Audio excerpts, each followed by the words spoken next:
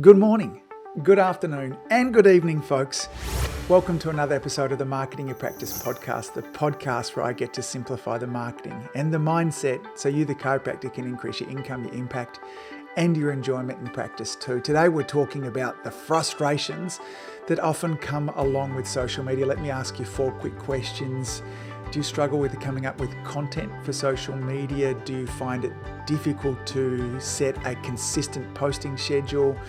Do you find it difficult, or are you sometimes overwhelmed with what it takes to manage social media? And then finally, are you not seeing tangible results? These are 4 of the big challenges that I hear from chiropractors around the globe when it comes to social media. My guest on the podcast today is a guy by the name of Russell Pearson. He's a fellow Aussie. He's a brand strategy guy, 25 years of on-the-ground results with regards to marketing, and particularly with dealing with small businesses like ours. I had a discussion with Russell today about how do we go about simplifying this. Russell takes his clients through a 4-step process to help them simplify the overwhelm, the lack of results, the consistency issues that all come with social media marketing. This is a great episode. Russell is a lovely guy. Along with that too, he's got an interest in being a blacksmith. Man, who has a hobby of being a blacksmith? Anyway, he's a fun guy. I think you'll really love this episode. Let's go and chat with Russell. As always, thanks for what you do. Keep saving lives, gang. Russell Pearson, welcome to the Marketing Your Practice podcast. How are you, my friend? Very, very well. Thanks for having me. It is a pleasure, I was saying before, to be talking to a fellow Aussie. So I'm often speaking with people all over the globe, but not only a fellow Aussie, but somebody who's just up the road as well. Let me start with this. How the heck did you get into blacksmithing?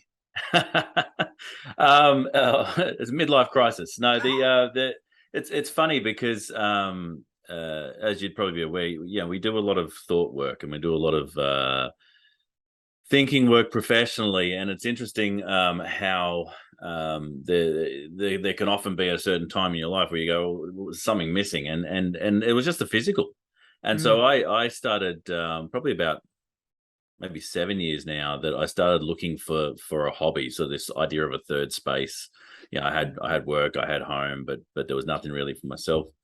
And after realizing that electrical engineering was not the way forward, I'd blown up the fuse box a number of times. Yes. I came across this little subculture of amateur blacksmiths on YouTube, which is such an amazing website, YouTube. And I was just actually talking about it yesterday in an article, right? The ability to subscribe to things that are of interest and to learn new things every day is incredible. But I found this channel which was saying, this guy was in his backyard and he was making these things out of metal, and it sort of played into my idea of turning something that was old into something that's new again. I've always liked that from my design background. Yep. And I decided to teach myself how to do it. I'd never done anything handy at all. I was horrible, and I actually I thought I'll use YouTube to do it. So I recorded a little video that says, I don't know whether this is going to work. I put it on YouTube saying what I'm going to try. And over the next year and a half, I ended up learning to weld, put myself a forge together that was like suddenly turned steel into molten metal and shaped it into new things. And I started making up my own tools, and it was incredible. So I just fell in love with the process. What do you make? What sort of things are you blacksmithing? Well, I like to tell people I make a lot of mistakes, but the reality is very good. It's been a journey. So that when you start, you're making the things that you need to do the work, and so you're literally making tools and tongs and forge. I even made myself a little anvil out of old scrap from a scrapyard. And then once you have those things together, you go, well, what else? What else is there? And you got things like forged in fire, so it's all blades and that sort of stuff. So I've made a lot of knives and blades and things, little axes, and I've also made some really nice heirloom type things. I've made things for my children, little pieces of jewelry. I've made rings. I've made hair berets. I've made candlesticks. And the thing goes on. And so you just find these little challenges to create something new out of something that was old, and it's been fun. Has blacksmithing made you a better business strategist? Yeah. How's that? I think because of the sales work I've done, one of the things I realized back when I started to get heavily into sales, is that or even marketing too, when you start working with all these different types of businesses, and I probably work in about 200 different industries, you start to learn all these things about these different industries. You start to learn the nuances. You start to learn far more than you probably need to know. But every little piece of information you get creates a new lens that you can look at business through. And so the blacksmithing piece did that for me as well. And there's analogies in blacksmithing. For instance, if you try and reshape a piece of metal without actually heating it to a critical temperature, it'll snap. And I realized, wow, that's what's been happening in all these marketing systems and these coaching transformations that have been happening, where you see people like being forced into a way of going without actually warming themselves up to it. And that stuff started to come into the work that I was doing. And I've always been a bigger one on metaphor and analogy. So that's a good one, that one, though, isn't it? To warm up your audience. Yeah, and then there's the other one, tempering. So tempering is a process of you shape something, right? And you may have seen it on television where they quench it in the oil, and it sort of locks its shape. Right. But at that point, it's like the metal's like glass. It's super brittle. Okay. And so you need to take it through a process of like light heat to temper it and make it flexible and strong and long lasting. And that one in particular was massive for any marketing systems, where people would do a thing and get success once, and then they would try and force large amounts of leads through it, and it would just blow up. And so understanding that there is a tempering process that needs to happen with marketing systems as well, just because it worked once doesn't mean it's going to be able to take capacity of these large leads. And I was having clients who were being incredibly successful, and the biggest problem was their capacity couldn't handle it. And so you just waste all this effort and money and energy that they put towards marketing. So are you working on a project at the moment? Am I? Yes. Yeah. Well, I work on lots of different projects, but at the moment, blacksmithing wise, is it? Yeah. The one that I'm trying to look at now is more of an architectural one.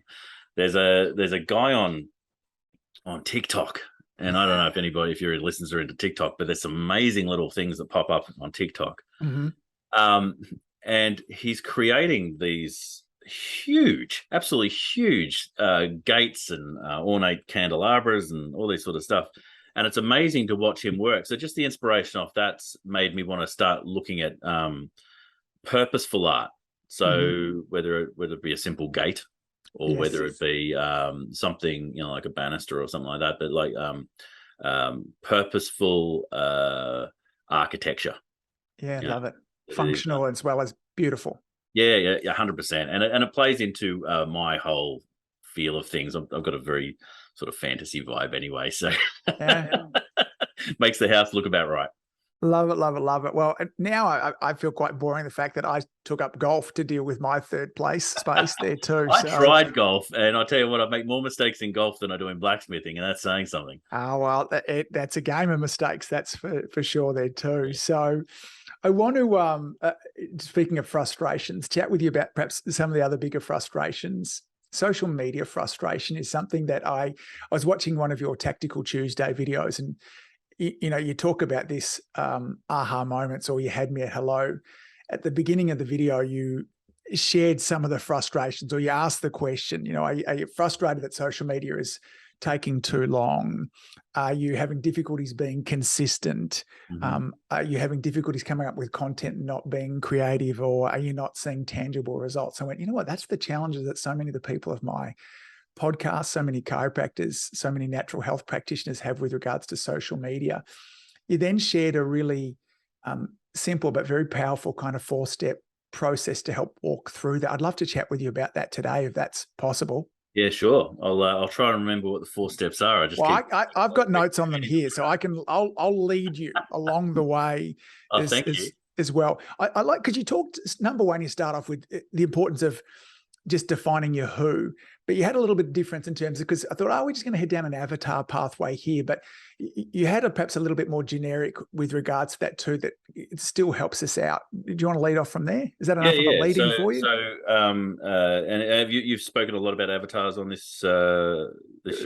throughout the 275 plus episodes, it's come up a time or two. Yes. Yeah. So for anybody who's not sure what that is, obviously it's creating sort of your ideal client. It's a persona of who you're really wanting to attract into your business. Now, for a lot of wellness businesses, there is this sort of general sense of, well, we can look after everybody. And, Yes. and to be honest, that's most small businesses in general when they first start. We're good at what we do, and so we can look after everyone.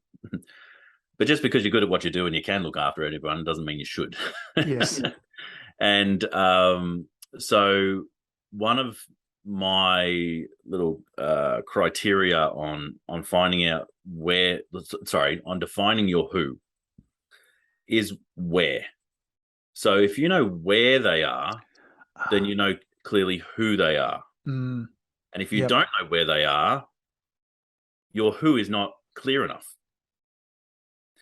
And I know with a lot of practitioners, general practitioners, even specialist practitioners who have a brick and mortar space, the local area marketing is probably even more important than anything, because there's a driving distance thing that comes into it. But even understanding from that point of view, where are the people that I want to engage with locally online? And I'm a big believer of not just throwing all your eggs into the digital basket. I think that there's so many opportunities to actually work offline as well in the same sort of ideas. But finding out where your people are online is critical. And even with the local area marketing one, there are so many groups that are literally talking about your local suburb, the areas around you. There are interest groups that are the people who are actually interested in the work that you do. Yes. And I find it's funny, there tends to be these three, and I'm not sure if this is going to resonate necessarily, but the work I've done in most wellness practices, there tends to be sort of three different avatars that it tends to attract. And this is a little simplistic. I'm putting people in boxes, and I completely understand that. Yeah. You got the person who's lost their way. Yes. Yeah, it's a person who's not sure what their next steps are. And so certainly for hypno businesses, businesses that are helping people take steps, this one exists. And it's often, there's a lot of men of a certain age that have sort of lost their way. And so helping them find it, that's one of the avatars. Another one is the person who has no time. They have no time for themselves. And in actual fact, your practice, while it does look after the health, it also gives them time. For themselves. There tends to be that person too. And then for those ones that are probably doing less traditional Western medicine, there's also the people who are trying something new. They like to move around and try this, try that, and what have you. Those are just sort of interest groups. But then defining where they are and where they are, like locally and digitally locally, I think is a really good first step to go, where should I spend my energy? Yes.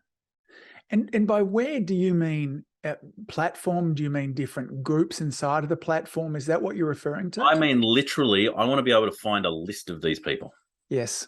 So a Facebook group would be an example.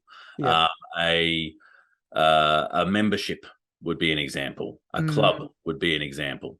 A place where I can literally see these people are here and I can see their names. Doesn't mean you're going to contact them that way necessarily, but it means that you're clear about where they are, and then you're going to go, all right, well, strategically, how do I want to engage them? And that's a different subject. I think too, because tell me this, in terms of that A stage of the who, for 22 years, I had a practice in Port Melbourne, and I knew that more than 80% of the people that I looked after came from a 5-kilometre radius. It was very tight in that area. We've got another practice in Lara, and given that that's a regional area, it draws on a much bigger. But I knew for me the key demographic in terms of my avatar really was I could just pull in that kind of, throw an umbrella over that sort of 5-kilometre radius there. And that was the biggest single defining factor in amongst them. Wasn't necessarily man or woman, age group, anything like that. I could just pick a demographic. Is that enough of a who to begin with there too? You talk about being able to call them out there, hey there, Port Melbourners. In today's video, I'm talking about how you can set up your desk. Many of you are working from home at the moment. You're probably getting more aches and pains and stuff like that. And then is that enough to be able to call them out? Well, there's demographics and psychographics, and demographics I never think are enough. Right. But they're a start, and they're certainly part of a Yes. market. Yeah. And yeah, with the local area business, it becomes such a critical part of it. And if they identify with the names that you're using, then you're on a winner. Yes. So if they identify as a Port Melbourner, Yes.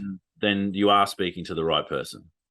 And it's interesting because they call it a they call it a dog whistle, which is not necessarily the most attractive phrase in the Yes. world, but the concept is that the people who need to hear it will hear it. Yes. And so if you go, look, if you're in Port Melbourne, and you're suffering from aches and pains, then you're going to want to watch this video. Yes. Right. And so it talked to two things. It talked to a demographic and a psychographic. Yes. Yeah, got it. Okay. So that's our starting point. So we've decided who our who is. Can you remember what your second step after that, or do you want me to kind of lead you in as well? Before we jump off it, I just want to let people know that they have the opportunity of getting super tight on their who. Yeah. All right. So you've got medical, sports medicine, age-based sports medicine. Yeah, you can go as niche as you like. And in actual fact, the more niche you go, the easier it is to find these people and the easier it is to attract them. So I just want to make that point on the first one.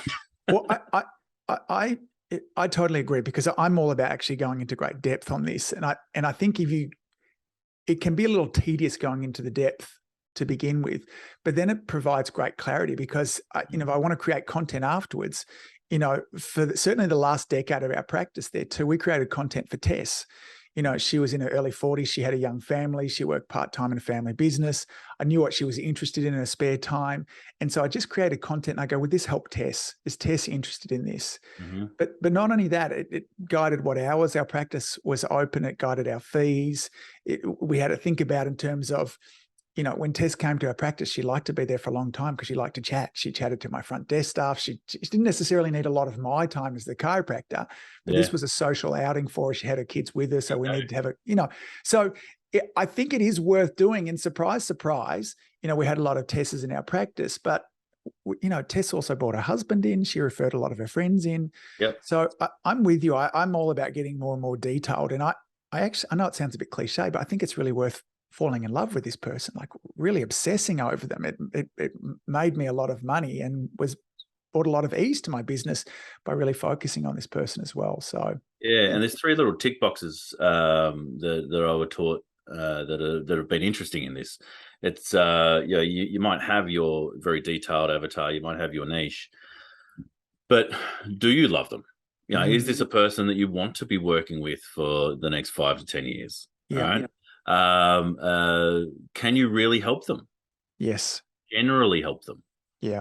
And I think there's a big difference between that, because there are so many competitors in every space. And I know there are so many micro businesses who go out of the way, say they don't have competitors. But the reality is there is wallet share and mind share, and there is competitive industries for your business, no matter what it is. So can you really help them? And can they easily afford you? Yes. Right?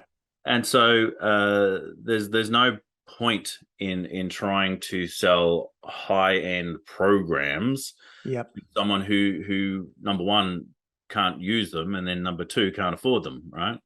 So there's an interesting point on the going deep. One of the things that I've noticed probably more over the last 10 years than over the last 25 is that I fell in love with avatars a long time ago. And as I've got older and more experience in that space, I've started to go, all right, yes, there is a Tess, 100%. Is Jane a Tess? Well, yeah, but Jane's Jane as well, right? Which means that we're actually speaking to individuals. And that's why I like the idea of actually having a list of going, this is the person, because in social media, you can learn who these people are. And you can learn that, generally I like the avatar, but do I like Jane? Do I know her? Do I like her? Do I trust that she's not going to waste my time? There's a flip side to the know, like, trust.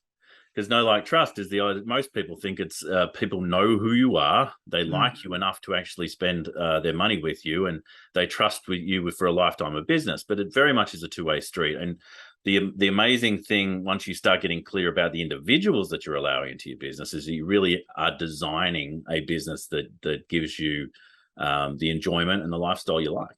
Yeah, right? It's a good point. And sadly, though, for so many small businesses out there, they're like, I just take anything, to be honest, at this stage. It's hard to, in the early days of practice, when, anyone lying on your table is enough, it's hard to even think about that. Like, I'll get into that avatar business down the track once I'm paying my bills. But the irony is the fastest way for you to pay your bills is for you to get kind of laser focused on this too. Is it just experiment fast? Yeah. Is it just a thing? Because, if we had the same kind of budget of, McDonald's or Coca-Cola, who really do brand marketing, and, do they have an avatar in the same way that you and I might from a small business, or can they just through sheer brute force, are they okay just to talk to pretty much everybody? Oh, they definitely do have avatars in those large organizations, but in there, they're doing what I call pure marketing. Versus what I suggest most small and medium businesses do, which is actually more research marketing.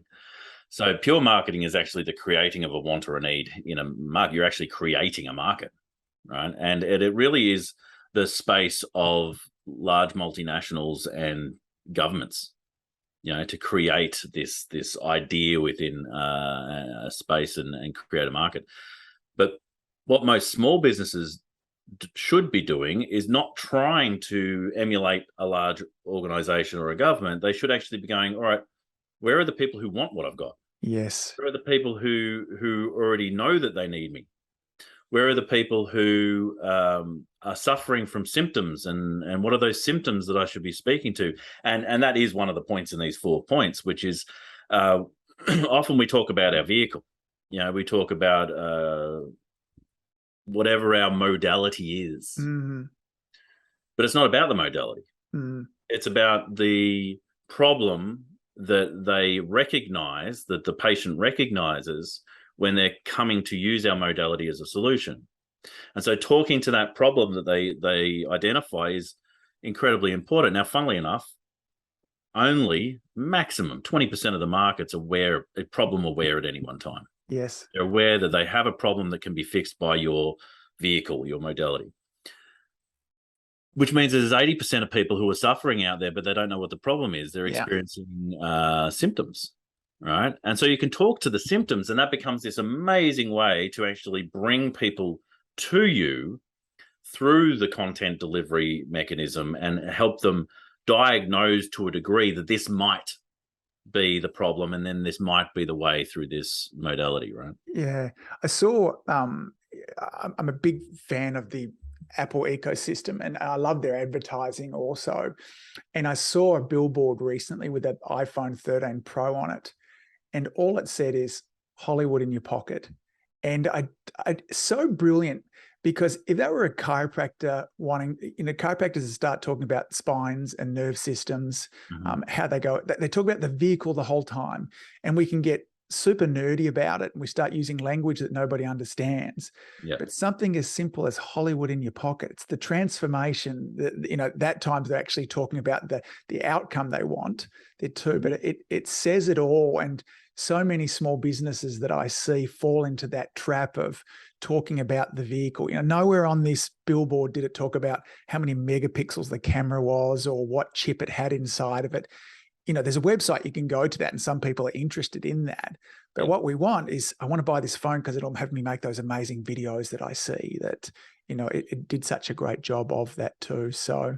Yeah, and that's the interesting thing. I think that the large corporation who has that outcome, has that idea, they have the budget and the time to spend in narrative creation, right? They are literally creating a market, because before they actually brought out that slogan, they were talking about and actually putting out case studies of people using the iPhone to create Hollywood quality imagery, and then they showed it behind the scenes. So there was a long narrative to get there. My point is that small and medium businesses, much of your audience doesn't need to do that because people are already ready to buy. They're literally there. Yes. Case of going to where they are, talking about the symptoms and problems they're experiencing, and they raise their hand. Yes. They raise their hand and they ask for help. And there's nuance in the way that you enable people to ask for help. But we don't have to become marketers in small business. We have to become researchers. Where are these people and what are their problems? And I think when you are starting out, yes, do the avatar exercise. I think it's a brilliant exercise, but then test it. Needs to be tested. What is the language that your patients are using when they describe their symptoms, when they describe the outcomes they want? What is the language they're using? Because it's that language that becomes the gold going back into social media down the track. Yeah, got it. So that leads into the second point where you really talked about, we've got to understand what is our sales process? Where do we want to direct them to? Is it a phone call? Is it the website? Is it a class that you have as well? Can you talk a little bit about, what's the purpose of our content that we're creating? Yeah. Intention. Yeah. Intentional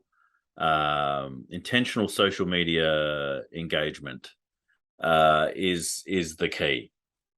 There are probably the majority of small businesses out there creating social content for visibility and for authority. And then they're waiting for the phone to ring. Yeah. And there has been a lot of people teaching that they, you need to be the authority. But funnily enough, if you've been doing what you've been doing for any length of time, you're already very good. You're an expert, and you are an authority. Yeah. And so really it's a case of talking to the patient's issues and to the patient's problems, right? But bringing them to you. If you don't have a sales process, no matter how much content marketing that you do, you won't know what is the point, what is the call to action, where is the place that we want to invite people to take a step with us. But if you are very clear that the best thing you want them to do is get on the phone, or the thing you want them to do is book an appointment, or the thing that you want them to do is join a group because 90% of the people in that group end up working with you.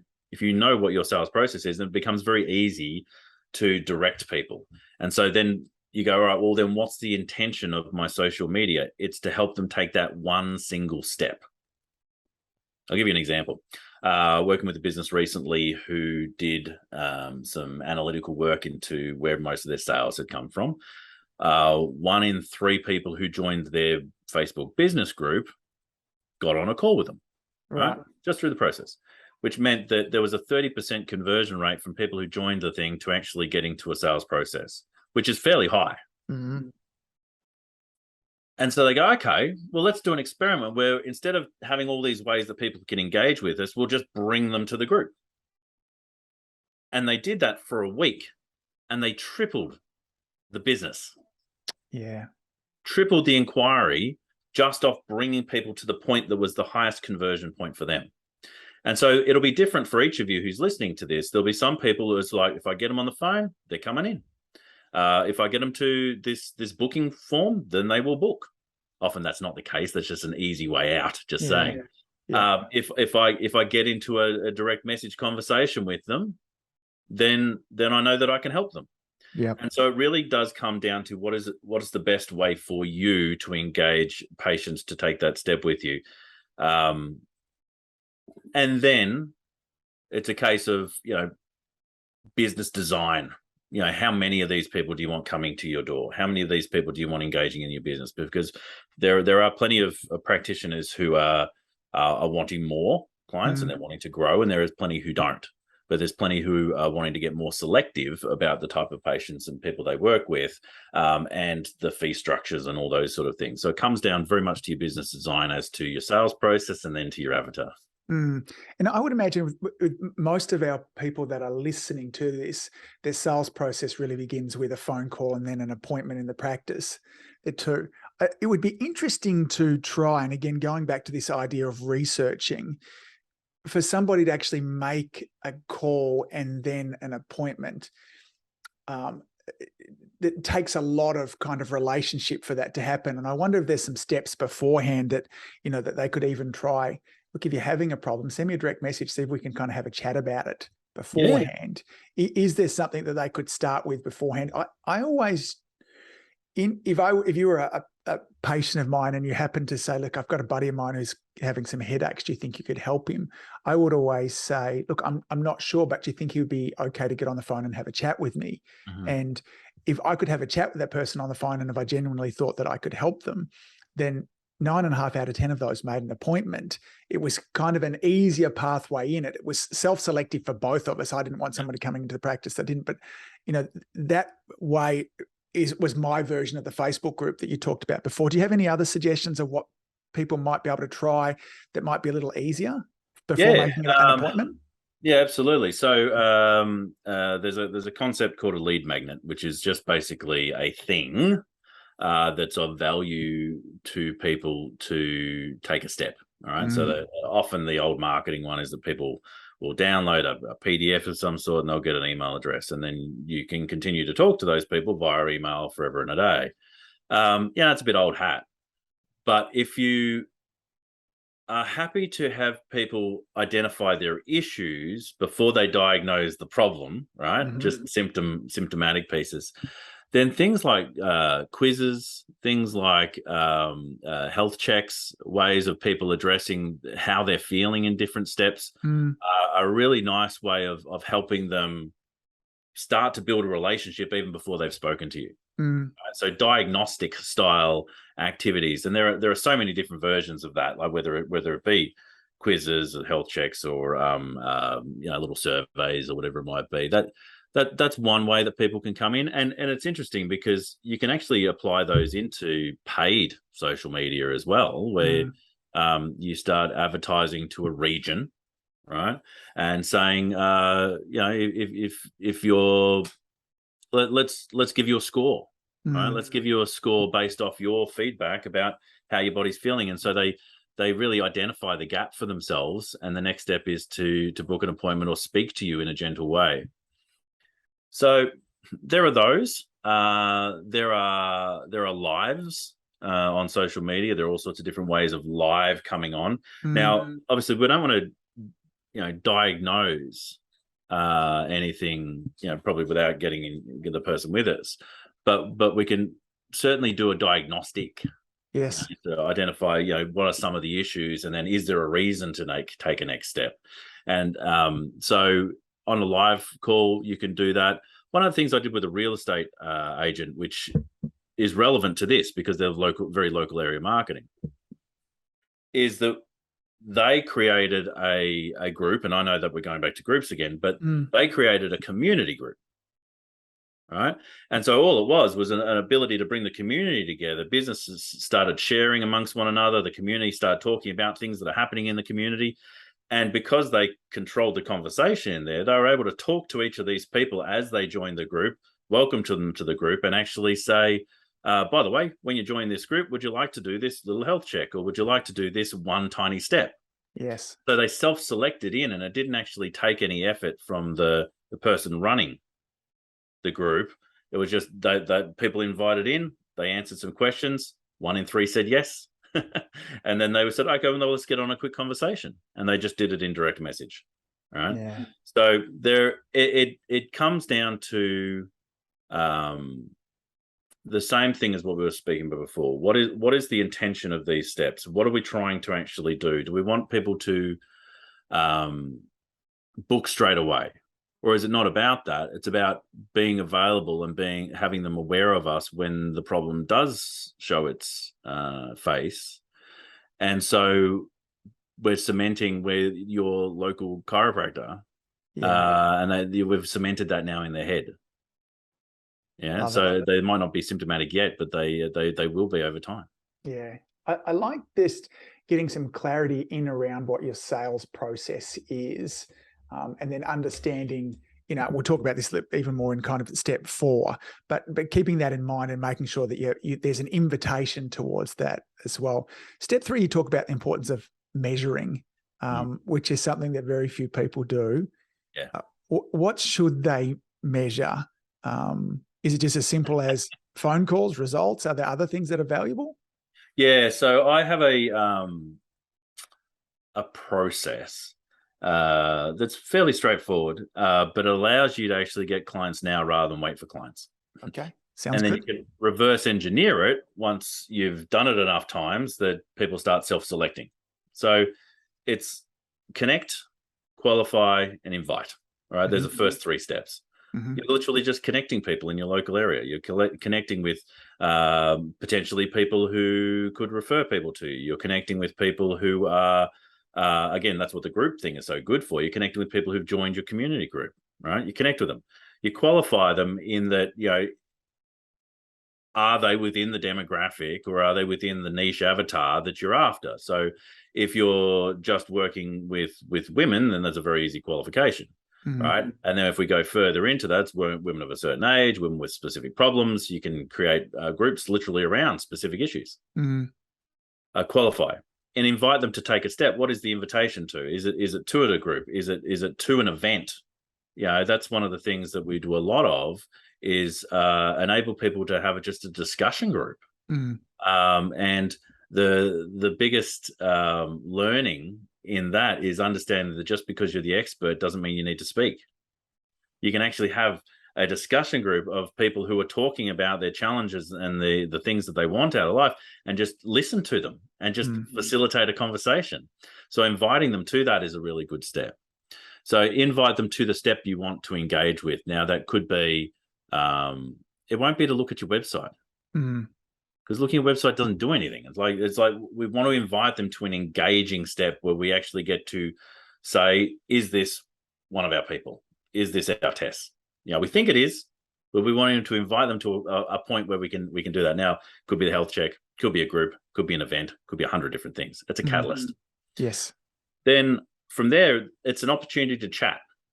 So the fourth step is chat to them. How are you going to speak to these people? Is it going to be on a phone call? And most of the time it probably will be, but it doesn't need to be. In this very busy day and age, it's incredible how many people will actually speak to you direct on a direct message, right? When they're out and about, right? So you're chatting to them. You're seeing if now is the right time that you should be speaking to them. I call that step priority. Is there a gap? Do they have a challenge that you perceive? Then number two is, do they have a problem that they perceive? Yeah, important. Because so many experts will go, "You've got a problem," and they point at a person, they go, "You've got an issue," and they go, "No, I don't." No, you do. You've got an issue and it needs to be fixed. No, I don't. No, I don't. So an important step in that priority is, yes, you've perceived a gap, but do they identify they have a problem? Do they vocalize the issue? Right? And then is it a priority to fix? Because there's no point in bringing someone into your practice who's like, I've had this issue in my hip for a long time, but I live with it now and it's fine. I don't really want to fix it. And you're like, but you're here. No, it's fine. But so the priority step is to say, should you be speaking to them about their problem? Should you be actually helping them? And then we move to help, right? And that's a consult, where we're actually talking to them and moving to that step. So there's the 6 steps. Yeah. There's a middle step though, and it often ties in with the invite, and I call it the barrel. Is there a place that you can invite people to, which means that you'll enable you to be part of their world for years to come?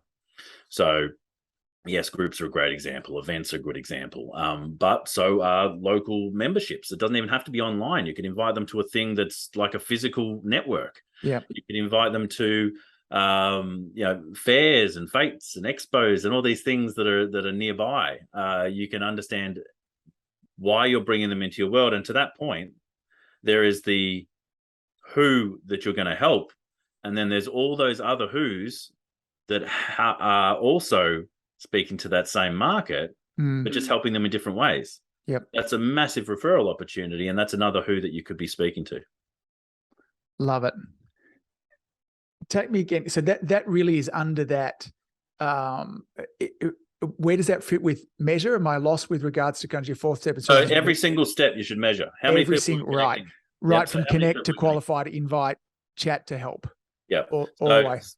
So it works down, and you can work backwards if you want to go. How much how much effort do I need to put in? So if I know how many people will get into a consult, and I'll say like maybe it's 1 in 3 of the people I have that priority chat with, all right, well, that means that I need to get 3 to come to 1, and then 1 step back, it could be a 30% again. That's 9 people.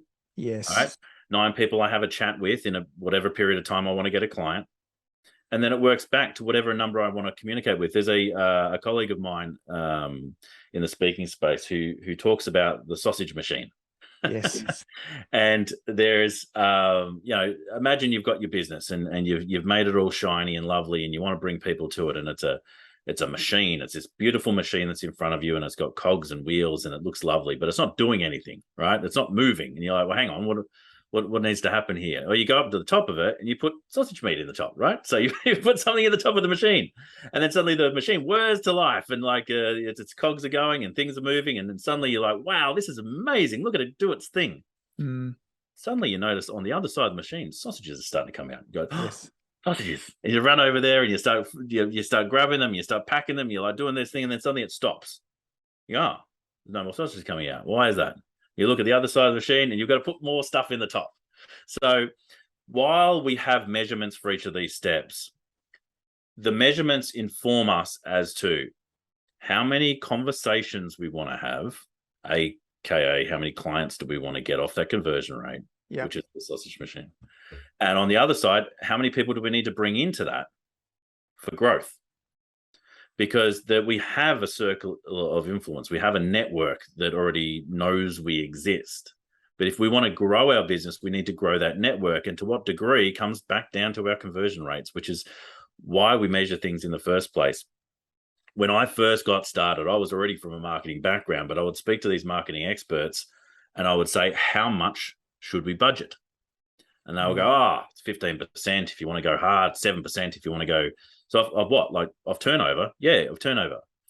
And I knew there was something wrong with that. And I got much more clarity later in my career. And it was very much about, to actually understand what you need to do in the marketing component, you need to understand what is the conversion like in the sales. Because it's literally just a mathematical exercise to go to the top and go, how many people do we want to bring into our world this month? Yes. Love it, love it. Because I can see in terms of through those steps that you talked about before, you could be tempted to say, well, look, our marketing's not working because I'm not ending up with a lot of appointments. And it might be working all the way through until, 2/3 into the funnel there. You might be doing a great job with the content that you're creating. It might be that invitation stage there or that, because first of all, most chiropractors aren't measuring. The only thing they're measuring is, I don't seem to be getting new patients. But knowing and being able to, I like your idea about this, that we're a researcher. We're not trying to create a new market. We're looking for one that already has a problem. We're trying to solve that problem, invite them in, but we need to be kind of researching what's working and what's not working as well. Let me see if I can summarize those 4 steps. If you're feeling frustrated with your marketing, if it's taking too long, if you're having difficulty kind of, creatively wise, so far we've talked about, we haven't really gone to the 4th step, is get clear around who your who is there as well. Define the sales process and where you need to be inviting them into. Step 3 is make sure that you're measuring the results and not just the very end result, but perhaps the steps along the way there. And then, step 4, you talk about creating content with the idea that kind of, again, it comes back to what is the intent of it, creating content with the intent to drive people towards that sales funnel. And before I jump off the numbers one, the numbers, if I break that up into any business, the numbers tell me what's working, what's not. Yes. And that's because of my experience. I've got benchmarks for just about every industry. Like, for instance, I know 22 chat starts, people having a chat to 1 appointment is a benchmark. Yes. So if you're chatting to, 22 people in a day, you'll have a booking. Yes. All right. And if you're not, there is a problem right there. Yes. And I know that 1 in 3 people should be moving through to your sales process. And if you've done the priority right, it's more like 4 in 5. All right. And so I know what these benchmarks are. And that's the reason why you speak to somebody who has that experience like yourself or me to actually go, right, what should it look like, or what's it looking like benchmark in the industry, right? Yeah. Then you can actually say, is this step working or not? Love it. So anything further to expand? Because the fourth point is really just the, the culmination of everything beforehand, but it's then defining and creating content that talks to your who as well, and has a very distinct goal of driving them towards whatever the next step is for them. Is there more to it really than that? There are all sorts of ways to systemize your content. And there are so many models that I could talk to. The symptomatic one is very good. Looking at, say, the 3 major problems that you solve. Okay. What are the symptoms of those problems? It might be 3 symptoms of a single problem. Suddenly you've got 9 pieces of content. Yep. There are 13 weeks in a 90-day cycle. Right. What's cool about having 9 pieces of content that actually are built off 3 pieces is that you've got 9 plus those 3 plus the whole, and you've actually got 13 pieces, which means you've actually got 13 weeks of things to talk about. Got it. Right. Which is a magic little formula.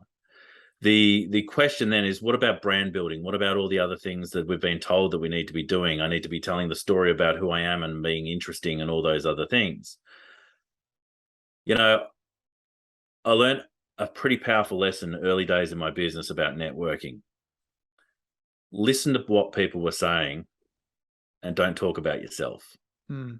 And I would go to these networking events and they would listen to what I had. That I would listen to what they were saying. That eventually asked me what I did for them. I had a little elevator pitch for it. But the point is that they finished the conversation, even if I said nothing, and they were like, well, fantastic conversation that was. Because it was about them.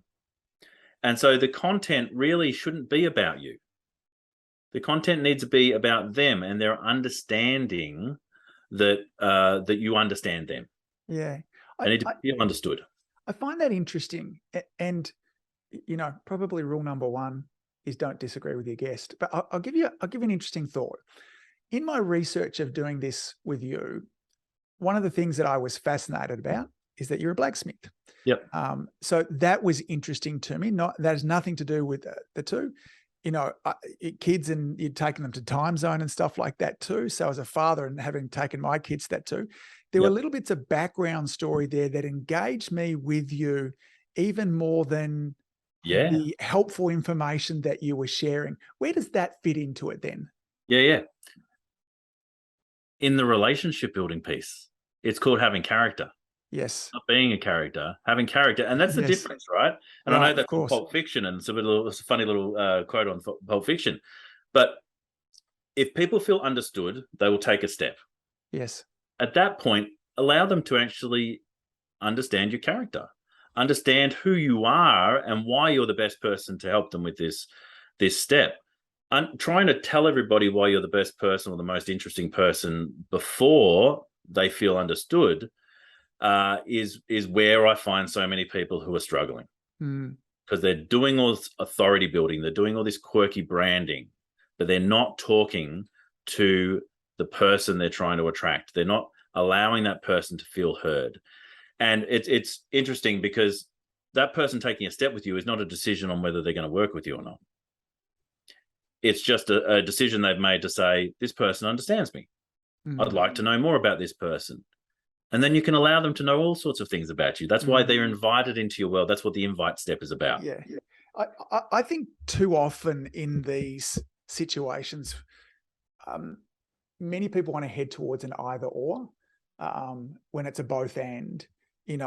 Particularly for social media, I think there's that word socials there for a reason, is that I do want to get to know you behind the scenes. But again, if you're posting content constantly about your blacksmith and your kids, I'm like, oh man, this, Russell's a really lovely guy and stuff like that too, but I'm never going to want to do business with you.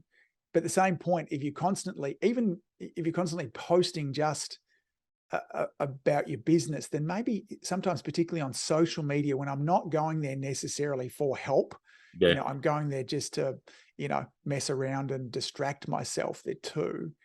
to me, sometimes it's, all work and no play makes Jack a dull boy. Mm. There too.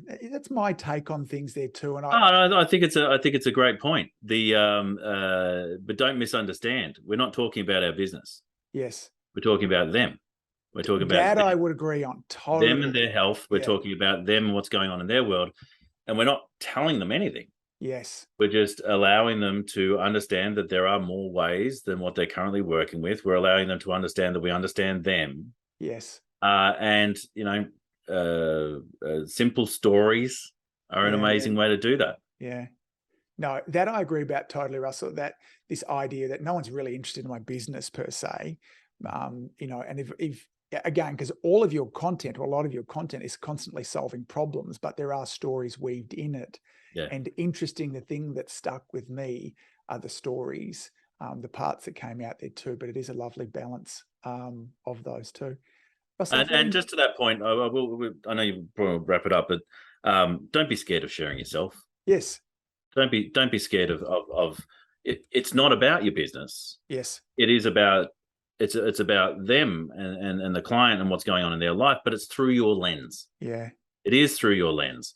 And so how do you understand their world? I mean, that is the next step. I understand your world, but how do I understand your world? Why do I understand your world? What is it in my background, in what I do, and what I love and what I'm passionate about that enable people to go, oh, that's why they understand my world? And I think that's the nuance you're looking for. Yeah, I love it. I've really enjoyed our conversation today, Russell. Thank you so much. I've got 2 pages of notes down here of distinctions. I love a framework when you start talking about there's 5 steps to here or 3 steps to that. That really cues in my mind as well. If our listeners want to engage with you a little more, I know you've got some Facebook groups and stuff like that too. Where's the best spot for them to jump in and learn more? Yeah, I reckon just connect with me on social media. We're talking about social media today, whether you're on LinkedIn, whether you're on Facebook, Russell Pearson. If you spell it the right way, double S and double L, then you'll find me. No other way to spell it there too. That's so I'll make sure I have all the show notes, all the links in the show notes there as well. Buddy, thank you so much. All the best with looking after the kiddos as well as the blacksmithing as well. And thank you for being so generous with us today. Thanks for having me on. It's been a fun conversation. Take care, mate. If you've enjoyed listening to this podcast, you have to come and check out my Community Influencer program. It's my monthly coaching program where we take all this material and I'll work with you to help you apply it, implement it, and systemize it. The Community Influencer Group Coaching program is designed to help you increase your practice income, impact, and enjoyment. Join me over at anguspyke.com/join. That's anguspyke.com/join. I'd love to see you there.